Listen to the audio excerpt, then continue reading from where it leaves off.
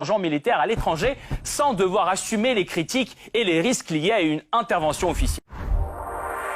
Certaines de SMP sont actives aujourd'hui à travers le monde. Quelles sont leurs missions?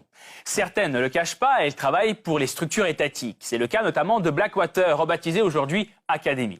Étant l'une des plus grandes armées privées de la planète, elle a assisté les militaires américains dans presque toutes les zones de conflit au monde, notamment en Irak ou en Afghanistan, où se trouvent actuellement des dizaines d'autres SMP qui défendent des intérêts privés.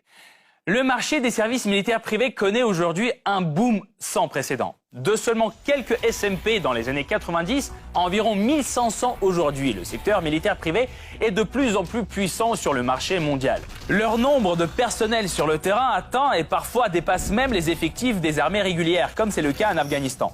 Fin 2017, Washington y déployait encore plus de 10 000 militaires nationaux. Parallèlement, 23 000 contractants privés y menaient leurs opérations. Idem pour l'Irak. Début 2008, le Pentagone y déploie près de 162 000 soldats et environ 163 500 combattants privés. Maliens, avec fond nous des professionnels de la guerre. Amérique n'a qu'à Amérique ya bé. Ou ma keleke abada ko Blackwater tout kerefe. Obetomi, jamana to bela djelembete. Komi lakale tuko jugu beka foko mercenaires. Ni Amérique yera ta glanoui. Anga dalulaje. Au moins 2 fois par semaine, ces futurs soldats s'entraînent à tirer et à travailler en équipe.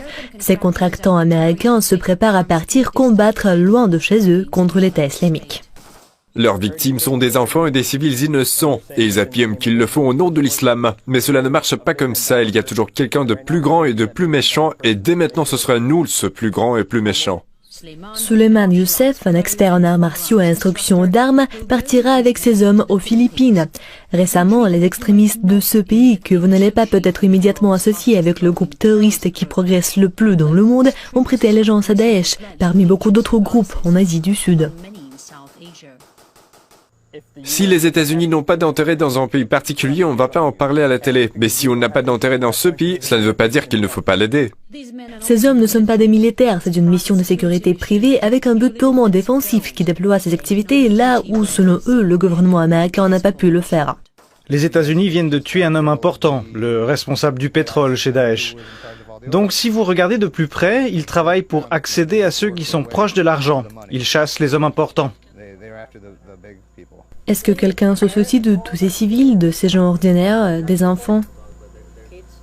Pas comme on le ferait aux États-Unis. Interrogés sur l'identité de celui qui finance leur mission, ils se sont contentés d'indiquer qu'ils étaient très bien payés.